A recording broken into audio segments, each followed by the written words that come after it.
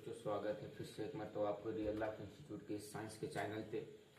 जैसा कि हम लोग पिछले क्लास में क्लास 10 का धातु अधातु देख रहे थे और धातु अधातु चैप्टर का नाम था। उसमें से हम लोग पीछे क्लास में पहला लेक्चर में धातु का भौतिक गुण पढ़े और दूसरा लेक्चर में हम लोग धातु का रासायनिक गुण कुछ कुछ पढ़े थे सर। तो उसमें धातु के रासायनिक गुण में हम लोग क्या क्या पढ़े थे उस बात पे थोड़ा सा क्लियर कर लेते हैं सर। हम लोग धातु के रासायनिक गुण में क्या क्या पढ़े थे। धातु के रासायनिक गुण में हम लोग पढ़े थे सबसे पहले तो भौतिक गुण की चर्चा की है सर। भौतिक गुण का चर्चा किए, उसके बाद रासायनिक गुण में आए। रासायनिक गुण में सबसे पहला गुण क्या देखे सर, तो धातु ऑक्सीजन से अभिक्रिया करके, किससे अभिक्रिया करके, ऑक्सीजन से अभिक्रिया करके, ऑक्सीजन से अभिक्रिया करके ऑक्साइड बना रहा था सर।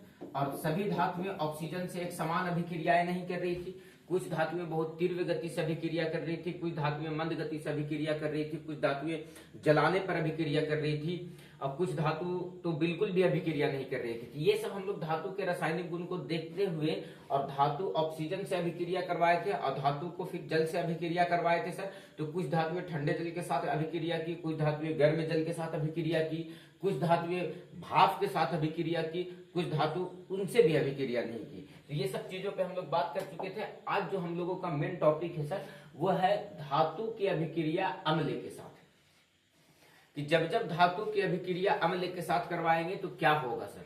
उससे पहले एक सूचना देना चाहते हैं बाबू, एक आईएससी फर्स्ट ईयर का बैच 9:30 बजे से मैथ और बायो दोनों बच्चों के लिए 9:30 बजे से बैच रन चल रहा है ऑफलाइन में कोचिंग पे।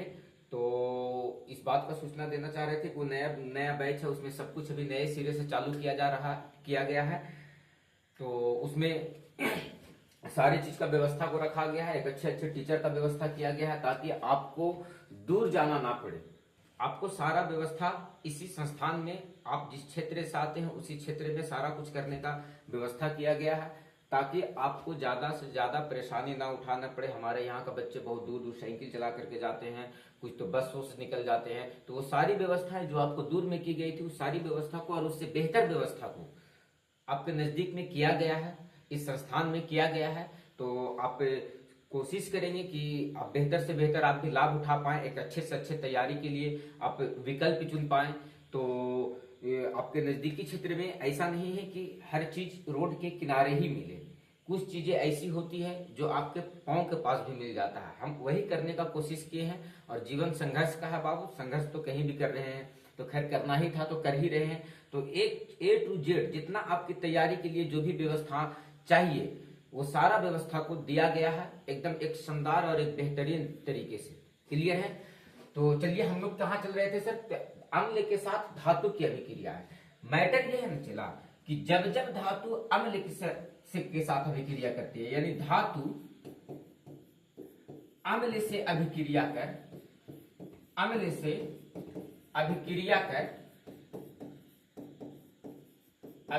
कर H2 गैस मुक्त करता है। कौन सा गैस मुक्त करता है सर? हाइड्रोजन गैस मुक्त करता है। ध्यान रहे, मेरा कहने का मतलब है कि जब जब धातुएं अम्ल से अभिक्रिया करेगी तो वो कौन सा गैस मुक्त करेगा सर? तो हाइड्रोजन गैस मुक्त करेगा। क्लियर है सर? जैसे सोडियम धातु को आप हाइड्रोक्लोरिक अम्ल के साथ अभिक्रिया करवाएं, सोडियम को यानी सोडियम को हम किसके साथ अभिक्रिया करवा रहे हैं सर? हाइड्रोक्लोरिक अम्ल के साथ। तो जब इसकी अभिक्रिया हाइड्रोक्लोरिक अम्ल के साथ करवा रहे हैं सर तो देखिए तो रिजल्ट क्या मिल रहा है सर? तो हमको मिल रहा है NaCl और प्लस में कौन सा गैस बाहर निकल जा रहा है सर? तो हाइड्रोजन गैस बाहर निकल जा रहा है सर, हाइड्रोजन गैस बाहर निकल जा रहा है। बोलो यस या नो सर? तो धातु अम्ल से अभिक्रिया करके कौन सा गैस मुक्त करती है सर? तो कहेंगे हाइड्रोजन गैस मुक्त करती है सर। जैसे में हम लोग पीछे एक वाला क्लास में देखे थे कि धातु ऑक्सीजन से अभिक्रिया की, ऑक्साइड बनाई। धातु के ऑक्साइड भास्मिक होते हैं, धातु के ऑक्साइड जल में घुल करके भस्म देते हैं। धातु की अभिक्रिया जल के साथ करवाएं, कुछ अभिक्रिया ठंडे जल के साथ हुआ, कुछ अभिक्रिया गर्म जल के साथ हुआ, कुछ अभिक्रिया भाप के साथ हुआ, कुछ अभिक्रिया न भाप के साथ किया, न ठंडे जल के साथ, न गर्म जल के साथ। क्लियर है सर।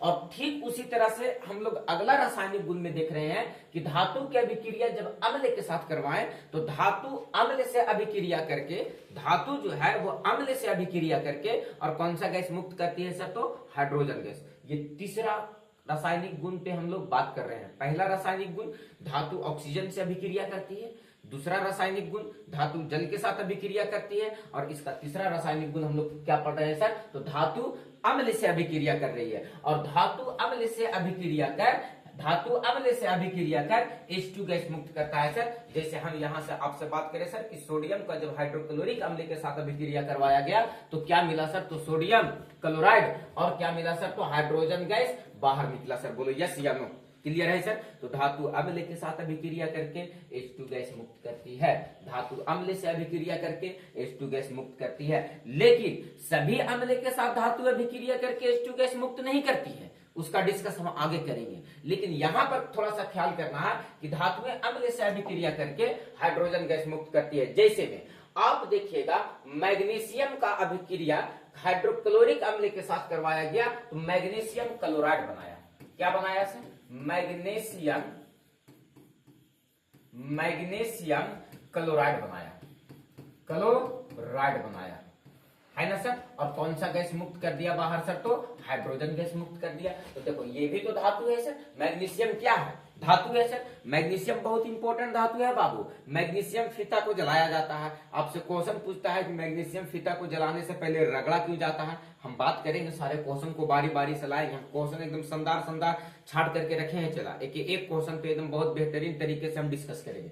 आ जाओ, क्या कहता है बाबू कि मैग्नीशियम भी धातु है और ये हाइड्रोक्लोरिक अम्ल के साथ अभिक्रिया किया है तो मैग्नीशियम क्लोराइड तो बनाया ही बनाया, लेकिन कौन सा गैस बाहर निकाल दिया सर, तो हाइड्रोजन गैस को बाहर निकाल दिया। बोलो क्लियर है। चला, कौन सा गैस को बाहर निकाल दिया, हाइड्रोजन गैस को। लेकिन मैटर ये है कि अभी पिछला अभिक्रिया जो हम लोग देख रहे थे वो सोडियम का देख रहे थे, और अभी का अभिक्रिया जो देख रहे हैं वो मैग्नीशियम का देख रहे हैं। मतलब ये है सर मेरा कहने का कि सोडियम जो है वो मैग्नीशियम से अधिक अभिक्रियाशील है।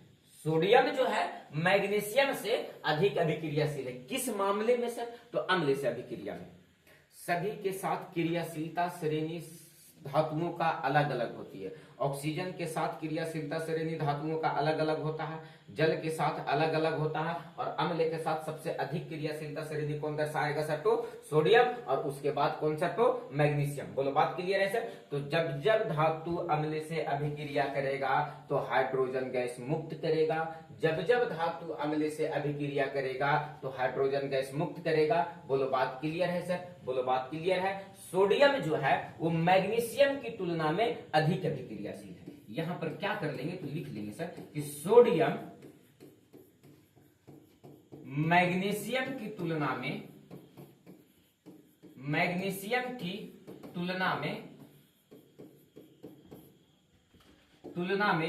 अधिक अभिक्रियाशील है, अधिक अभिक्रियाशील है।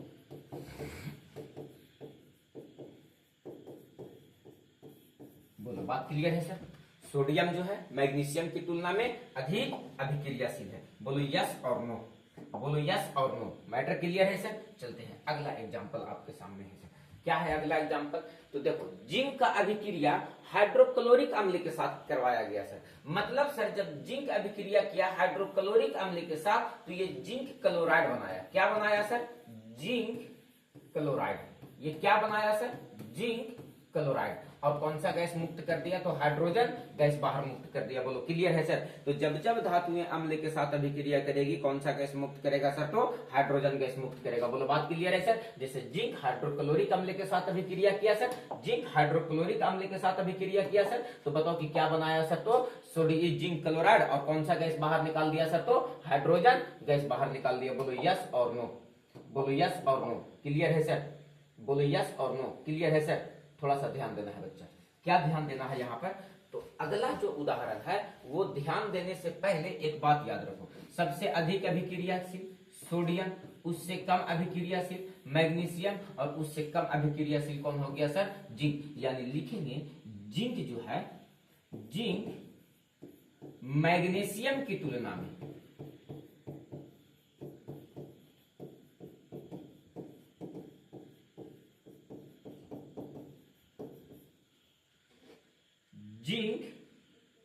मैग्नीशियम की तुलना में कम अभिक्रियाशील है, कम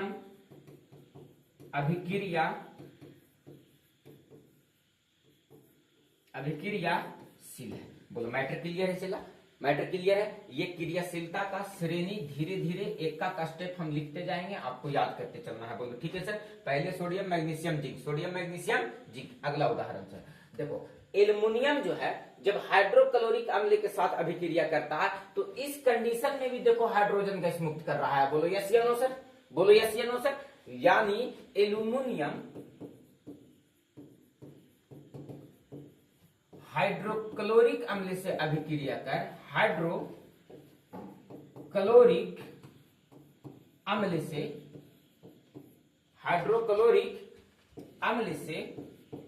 अभिक्रिया कर, हाइड्रोक्लोरिक अम्ल से अभिक्रिया कर H2 गैस मुक्त करता है, हाइड्रोजन गैस मुक्त करता है और सोडियम क्लोराइड एल्युमिनियम क्लोराइड बना लेता है सर। हाइड्रोजन गैस मुक्त करता है। बोलो बात क्लियर है सर। कौन सा गैस मुक्त करता है सर? तो हाइड्रोजन गैस। जब जब धातुएं अम्ल से अभिक्रिया करेगी हाइड्रोजन गैस मुक्त करेगी। बोलो बात क्लियर है सर। तो एल्युमिनियम धातु मैग्नीशियम के अपेक्षा थोड़ी कम तिरवे से तनु हाइड्रोक्लोरिक अम्ल से अभिक्रिया करती है। किसकी अपेक्षा सर? तो मैग्नीशियम के अपेक्षा। बोलो बात क्लियर है सर। ये क्रियाशीलता श्रेणी पर थोड़ा सा ध्यान देना है। लेकिन एक धातु ऐसा है, वो धातु कौन है सर? तो कॉपर। वो धातु कौन सा है सर? तो कॉपर। कॉपर धातु तनु हाइड्रोक्लोरिक अम्ल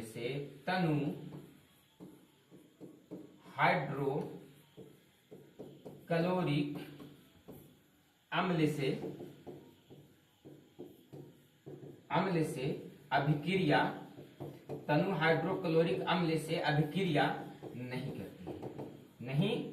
करती है। देख लो बाबू, यहाँ पर कोई अभिक्रिया नहीं होगा। बोलो यस और नो सर। बोलो बात क्लियर हुआ या थोड़ा थोड़ा दिक्कत रह गया? बात क्लियर हुआ कि थोड़ा थोड़ा दिक्कत रह गया? बोलो चला क्लियर है। आ जाओ, थोड़ा सा ध्यान देना। क्या बोले सर कि कॉपर धातु तनु हाइड्रोक्लोरिक अम्ल के साथ कोई अभिक्रिया नहीं करती है। बोलो बात क्लियर है सर। कॉपर धातु तनु हाइड्रोक्लोरिक अम्ल के साथ कोई अभिक्रिया नहीं करती है। बोलो बात चला क्लियर हो गया सर। बोलो बात क्लियर हो गया सर। चलो अगला देखो क्या कहता है सर। नाइट्रिक अम्ल के साथ किसी धातु की अभिक्रिया होने पर हाइड्रोजन गैस मुक्त नहीं होती है। बात को समझना, ये बहुत इंपॉर्टेंट बात है। चला इंपॉर्टेंट बात क्या है कि एक नाइट्रिक अम्ल है HNO3। HNO3 को हम लोग बोलते हैं नाइट्रिक अम्ल। कौन सा अम्ल? नाइट्रिक अम्ल। ध्यान देना चला, हम कहना क्या चाह रहे हैं कि ये अम्ल ऐसा है कि इसके साथ कोई भी धातु अभिक्रिया नहीं करती है। क्या बोले सर? नाइट्रिक अम्ल के साथ कोई भी धातु अभिक्रिया नहीं करती है और अभिक्रिया जब नहीं करती है तो हाइड्रोजन गैस मुक्त नहीं होगा सर। बोलो बात क्लियर है सर। लेकिन दो धातु ऐसा है, एक धातु मैग्नीशियम है और दूसरा धातु कौन है सर? तो मैग्नीज। ये दोनों धातु ही केवल नाइट्रिक अम्ल से अभिक्रिया करके हाइड्रोजन गैस मुक्त करती है, वरना कोई ऐसी धातु और नहीं है जो नाइट्रिक अम्ल से अभिक्रिया करके हाइड्रोजन गैस को मुक्त करे। बोलो बात क्लियर हुआ चला? कौन दिक्कत है? यहां पर लिखेंगे HNO3 से या नाइट्रिक अम्ल से धातु अभिक्रिया कर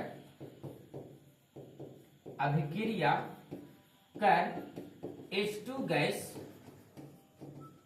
मुक्त नहीं करता। H2 गैस मुक्त नहीं करता है, परंतु दो धातुएं मैग्नीशियम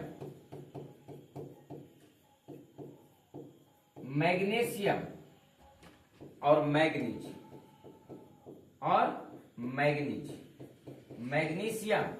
मैग्नीज धातु HNO3 से अभिक्रिया कर H2 गैस मुक्त करता है। H2 गैस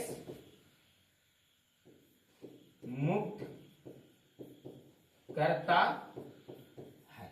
बोलो चला यस या नो, बोलो क्लियर है। हम क्या बोले कि धातु अम्ल से अभिक्रिया कर H2 गैस मुक्त करता है, हाइड्रोजन गैस मुक्त करता है, लेकिन नाइट्रिक अम्ल एक ऐसा अम्ल है जिससे धातुएं अभिक्रिया करके हाइड्रोजन गैस मुक्त नहीं करती है। लेकिन दो धातु ऐसा है, पहला धातु मैग्नीशियम और दूसरा धातु मैग्नीज, पहला धातु मैग्नीशियम और दूसरा धातु मैग्नीज, यही दो धातु ऐसा है जो नाइट्रिक अम्ल के साथ अभिक्रिया करता है। बोलो बात क्लियर है सर। लेकिन थोड़ा सा केयर करना है चेला, जैसे सोना, चांदी आदि धातु अम्लों के साथ कोई अभिक्रिया नहीं करती है, लेकिन अम्लराज में वो घुल जाता है। सवाल उठता है कि ये अम्लराज क्या होता है सर। क्या बोले कि सर HNO3 के साथ कोई भी धातु अभिक्रिया करके हाइड्रोजन गैस मुक्त नहीं करेगी, लेकिन दो धातु मैग्नीशियम और मैग्नीज, यही दो धातु केवल है जो HNO3 यानी नाइट्रिक अम्ल के साथ अभिक्रिया करके और कौन सा गैस निकालती है सर, तो हाइड्रोजन गैस निकालती है। यहां से आपसे क्वेश्चन पूछता है, हम इससे क्वेश्चन को लाने का कोशिश किए हैं, जो आपको क्वेश्चन तैयार किए हैं हम। इसके बाद भौतिक गुण से अलग क्वेश्चन, रासायनिक गुण से अलग क्वेश्चन, और भौतिक गुण और रासायनिक गुण से दोनों का क्वेश्चन पहले देख लेंगे, उसके बाद हम लोग अधातु में प्रवेश करेंगे और अधातु का भौतिक गुण और रासायनिक गुण पढ़ लेंगे। उसके बाद धातु और अधातु में भौतिक गुण के आधार पर अंतर और धातु और अधातु में रासायनिक गुण के आधार पर अंतर, दोनों को पढ़ लेंगे सर। तो हमारा कुछ भाग धातु अधातु का कंप्लीट हो जाएगा। बोलो बात क्लियर है सर। तो हम ये कह रहे थे कि यही दो धातु ऐसा है बाबू जो नाइट्रिक अम्ल के साथ अभिक्रिया करके और कौन सा गैस मुक्त करता है सर, तो हाइड्रोजन गैस मुक्त करता है। लेकिन कुछ धातुएं ऐसी है जो अम्ल से अभिक्रिया नहीं करती है, लेकिन वह अम्लराज में घुल जाती है। ये अम्लराज क्या है सर, थोड़ा सा क्लियर करो। अम्लराज क्या है सर, ये थोड़ा सा क्लियर करना चाहिए। ये अम्लराज क्या है सर, अम्लराज ये क्या है सर, लिखेंगे जब 3 भाग HCl बोले तो हाइड्रोक्लोरिक अम्ल, 3 भाग हाइड्रोक्लोरिक अम्ल, 3 भाग हाइड्रोक्लोरिक अम्ल, 3 भाग हाइड्रोक्लोरिक अम्ल और 1 भाग नाइट्रिक अम्ल, 1 भाग नाइट्रिक अम्ल HNO3, 1 भाग नाइट्रिक अम्ल मिलाने पर बने पदार्थ अम्लराज कहलाता है। क्या कहलाता है सर, अम्लराज कहलाता है। बोलो बात क्लियर है चला। अम्लराज किसको कहेंगे सर, तो 3 भाग हाइड्रोक्लोरिक अम्ल अम्लराज। क्या मैटर चल रहा है सर, अम्लराज। ये अम्लराज क्या होता है सर, तो हम क्या बोल करके जा रहे हैं सर कि 3 भाग HCl रहेगा, 3 भाग क्या रहेगा HCl और 1 भाग क्या रहेगा HNO3। इसी को हम लोग क्या बोलते हैं सर, तो अम्लराज। अम्लराज में जो 3 भाग HCl और 1 भाग हाइड्रोक्लोरिक, 3 भाग हाइड्रोक्लोरिक अम्ल और 1 भाग नाइट्रिक अम्ल को मिला देते हैं सर, तो जो पदार्थ बनता है सर उसी को हम लोग क्या कहते हैं सर, अम्लराज। लेकिन हम क्या बोले कि कुछ धातुएं अम्ल से अभिक्रिया नहीं करती है। कुछ धातुएं अम्ल से अभिक्रिया नहीं करने का मतलब ये हुआ बच्चा कि जो धातुएं अम्ल से अभिक्रिया नहीं करती है, लेकिन जो धातुएं अम्ल से अभिक्रिया नहीं करती है वो अम्लराज में क्या होती है सर, तो घुल जाती है। बोलो बात क्लियर है सर। जैसे में सर हाइड्रोक्लोरिक अम्ल और नाइट्रिक अम्ल को मिला देंगे बने पदार्थ में, सोना को घोलेंगे घुल जाएगा सर। बोलो बात क्लियर है, बोलो बात क्लियर है, एकदम मैटर डन है सर, मैटर डन है सर। चलो आओ अगला सर, अगला पॉइंट क्या कहता है सर, धातु अन्य धातुओं के लवणों के विलयन के साथ अभिक्रिया। ध्यान देना, जब धातु किसी अपने धातु के विलयन से अभिक्रिया करता है तो अधिक अभिक्रियाशील धातु कम अभिक्रियाशील धातु को क्या कर देता है सर, तो विस्थापित कर देता है। हम क्या बोल रहे हैं सर कि ध्यान देना बाबू, कॉपर सल्फेट ये एक लवण है। कॉपर सल्फेट क्या है सर, तो लवण है। और कॉपर सल्फेट जब लवण है और इसकी अभिक्रिया जब जिंक से हम करवाते हैं, मैटर को समझना, जब जिंक की अभिक्रिया CuSO4 के साथ करवाया जाता है कॉपर सल्फेट के विलयन के साथ करवाया जाता है। तो ये बना लेता है ZnSO4 और कॉपर जो है बाबू वो विस्थापित कर देता है। इस बात से पता चलता है कि जिंक क्या बाबू, जिंक कॉपर की तुलना में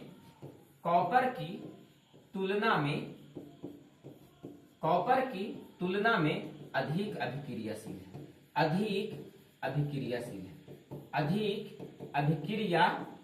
है, बोलो क्या बोल रहे हैं हम बच्चा? हम ये कह रहे हैं कि ये जो जिंक है, जब जिंक की अभिक्रिया कॉपर सल्फेट के विलयन के साथ करवाया जाता है तो कॉपर को जिंक विस्थापित कर देता है और जिंक सल्फेट बना लेता है। क्या बना लेता है सर? Zinc sulphate. क्या बना लेता है सर? Zinc sulphate. और कॉपर को क्या कर देता है सर? तो बाहर कर देता है। बोलो बात क्लियर है? तो जिंक कॉपर की तुलना में अधिक अभिक्रियाशील है, इस बात से एकदम साफ साफ पता चलता है। और इसी इक्वेशन को यहाँ लिखने का कोशिश किया गया है। बोलो यस या नो सर? बोलो मैटर क्लियर है सर? तो जब जब लवण के साथ धातु अभिक्रिया करेगी तो अपने से कम अभिक्रियाशील वाले धातु को विस्थापित कर देती है। यानी सर हम कहना ये चाह रहे हैं, क्या कहना चाह रहे हैं सर? थोड़ा सा क्लियर करना। कहना ये चाह रहे हैं कि धातु लवण के साथ अभिक्रिया करती है, धातु लवण के साथ अभिक्रिया करती है तो अपने से कम क्रियाशील धातु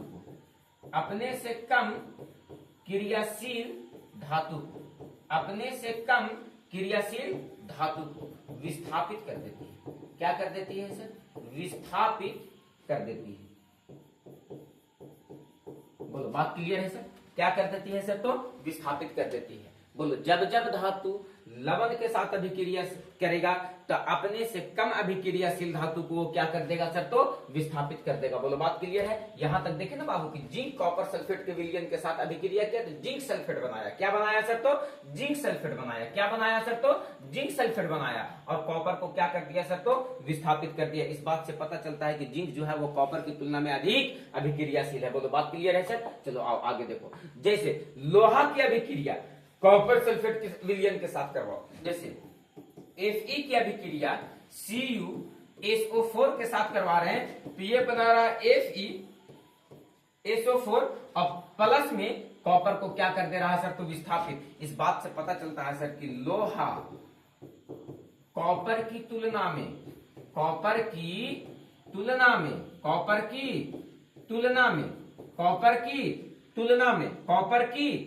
में लोहा कॉपर की तुलना में अधिक अभिक्रियाशील है। क्या है सर? तो अधिक अभिक्रियाशील है।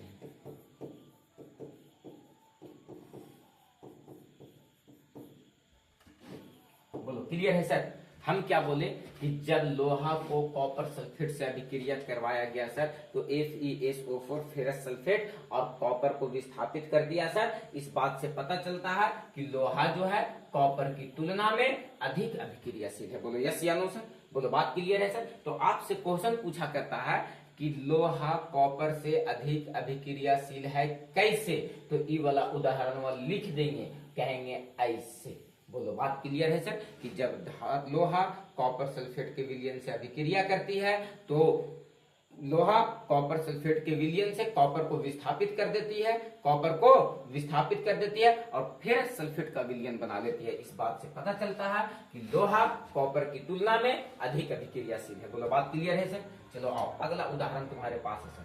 जैसे कॉपर का अभिक्रिया सिल्वर नाइट्रेट के साथ करवाया गया तो यहां पर बनाया कॉपर नाइट्रेट और सिल्वर को विस्थापित कर दिया सर। यानी Cu को अभिक्रिया करवाए AgNO3 के साथ, तब ये क्या बनाया सर? CuNO3 का हॉल ट्वाइस और प्लस में क्या सर? तो Ag। यानी सर इस बार क्या हुआ कि कॉपर जो था वो चांदी को विस्थापित कर दिया सर। तो यहां पर लिखेंगे कॉपर चांदी की तुलना में, तुलना में अधिक अभिक्रियाशील है, अधिक अभिक्रियाशील है, अधिक अभिक्रियाशील है, अधिक अभिक्रियाशील है। बोलो बात क्लियर है सर। और क्या बनाया ये बाबू, तो कॉपर जो था वो सिल्वर नाइट्रेट के साथ अभिक्रिया किया। ये है क्या सर, सिल्वर नाइट्रेट। ये है क्या सर, सिल्वर नाइट्रेट के साथ अभिक्रिया किया सर, तो कॉपर नाइट्रेट बनाया और सिल्वर को विस्थापित कर दिया। इस बात से पता चलता है बाबू कि कॉपर जो है वो चांदी की तुलना में अधिक अभिक्रियाशील है सर। बोलो बात क्लियर है सर, अधिक अभिक्रियाशील है सर। बोलो बात क्लियर है सर। और आगे क्या कहता है सर, तो यहाँ पर धातु की क्रियाशीलता श्रेणी लिखी गई है कि सबसे अधिक क्रियाशील धातु कौन है सर, तो पोटेशियम, उसके बाद कौन है सर, तो बेरियम, उसके बाद कौन है सर, तो calcium, magnesium, aluminium, zinc, chromium, iron, cadmium. और आ जाइए तो cobalt, nickel, tin, lead, hydrogen. ये बात ध्यान रखना है, बीच में कौन है सर, हाइड्रोजन। और हाइड्रोजन के नीचे वाले copper, mercury, silver, platinum, gold. सबसे कम क्रियाशील धातु कौन है सर, तो सोना है बाबू। बात क्लियर है सर। और सबसे अधिक क्रियाशील धातु कौन है सर, तो पोटेशियम है सर। बोलो बात क्लियर है सर। तो ये धातु की क्रियाशीलता श्रेणी लिखी गई है। आप इस क्रियाशीलता श्रेणी का क्रम को, लगभग क्रम को याद रखेंगे। जैसे में हम आपसे पूछे कि इधर का क्रियाशीलता श्रेणी, तो यहाँ से पोटेशियम थोड़ा सा याद रखना है, उसके बाद कैल्शियम याद रखना है, मैग्नीशियम याद रखना है, एल्युमिनियम याद रखना है, और उसके बाद जिंक याद रखना है। बोलो बात क्लियर है सर। और इधर से थोड़ा सा आएंगे बाबू, तो इधर का क्रियाशीलता श्रेणी से कोई मतलब नहीं, ज्यादातर क्रियाशीलता श्रेणी से क्वेश्चन इधर ही से पूछता है। बोलो बात क्लियर है बाबू। तो ये क्रियाशीलता का श्रेणी है बाबू, इसको आप लोग क्या कर लेना, तो उतार लेना। बोलो क्लियर है। इसको क्या कर लेने का है सर, तो उतार लेने का है। और आप लोग उतार लेना इसको और याद करने का कोशिश करना। याद रहेगा तो धातु अधातु और भी आगे अभी पढ़ाएंगे तो बहुत मजा आएगा। बोलो चला क्लियर है, बोलो डन है। तो चलते हैं थोड़ा सा अगला क्लास, अगला टॉपिक पे। और अगला टॉपिक जो हम लोग को अगले दिन पढ़ना है सर, वो क्या पढ़ना है सर, तो धातु। हाँ, एक बात बार बार याद कर रहे हैं और भूल जा रहे हैं। यहाँ पर हम लोग एक अम्लराज का बात कर रहे हैं। किसका बात कर रहे थे सर, अम्लराज का। यहाँ पर क्या कीजिएगा, इसमें अम्लराज 3 भाग हाइड्रोक्लोरिक अम्ल, 1 भाग क्या था सर, तो नाइट्रिक अम्ल। एक इसी से शब्द मिलता जुलता आता है जिसको हम लोग बोलते हैं अमलगम। क्या बोलते हैं सर, अमलगम। अमलगम एक शब्द मिलता है जिसको हम लोग क्या बोलते हैं सर, अमलगम। अमलगम क्या होता है सर, तो जब धातु को या जब किसी धातु में पारा को मिला दिया जाता है, जब किसी धातु में, जब किसी धातु में पारा को मिलाया जाता है, पारा को मिलाया जाता है, तो वो जो तैयार होता है सर, उसी को हम लोग क्या कहते हैं सर, तो अमलगम कहते हैं। अमलगम का मतलब यह हुआ कि मान लो कि एक धातु सोडियम है सर, इसके साथ क्या मिला दिए सर, पारा मिला दिए, तो ये जो लिक्विड का ये जो पदार्थ कहलाया, ये क्या कहलाया सर, तो अमलगम। जैसे कैल्शियम है, इसके साथ पारा मिला दीजिए आप, ये क्या कहलाया सर, तो अमलगम। जैसे मैग्नीशियम है, आप इसके साथ पारा को मिला दे, तो ये भी क्या कहलाया सर, तो अमलगम। जैसे एल्युमिनियम है, आप इसको पारा मिला देते हैं सर, तो ये क्या कहलाता है सर, तो अमलगम। याद रखना बाबू, पारा एक द्रव धातु है। कैसा धातु है सर, तो द्रव धातु है। बोलो बात क्लियर है सर। द्रव धातु है, ये कमरे के तापमान पे द्रव अवस्था में पाया जाता है। कमरा का तापमान 20 से 25 डिग्री। साइंस कहती है कमरे के तापमान कितना है सर, तो 20 से 25 डिग्री। और ये 20 से 25 डिग्री टेम्परेचर पे ये क्या होती है सर, तो द्रव अवस्था में पाई जाती है। बोलो बात क्लियर है सर। तो कोई दिक्कत नहीं है यहाँ तक। हम अगले क्लास में आएंगे तो धातु और अधातु के रासायनिक गुण से और भौतिक गुण से बहुत ढेर सारा क्वेश्चन है। उसमें कुछ प्रीवियस ईयर्स का क्वेश्चन है, एनसीईआरटी का क्वेश्चन है, और उसमें लगभग जितने क्वेश्चन है, लघु, अति लघु, दीर्घ, ऑब्जेक्टिव, वस्तुनिष्ठ, रिक्त स्थान, जितना क्वेश्चन बन पाएगा वो धातु अधातु से, वो हम सारे क्वेश्चन को अगले वीडियो में लाने का कोशिश करेंगे। और बहुत बेहतरीन तरीके से हम धातु अधातु के क्वेश्चन को डिफाइन करने का कोशिश करेंगे बाबू, ताकि तुमको एग्जाम में, आने वाला एग्जाम में बिल्कुल भी कोई दिक्कत ना हो। क्लियर है सर। तो थोड़ा सा ध्यान रखना है और पढ़ाई लिखाई पे ध्यान देना है। और आपको लगातार साइंस का वीडियो एकदम प्रत्येक दिन मिलते चला जाएगा। अभी केमिस्ट्री शुरू किए हैं, 1-2 दिन बाद फिजिक्स का भी शुरू कर देंगे क्लास हम, और फिजिक्स का वीडियो दे देंगे। थोड़ा सा रूटीन फूटीन बना लेते हैं बाबू, कौन कौन टाइम में क्या क्या करना है, ताकि कोचिंग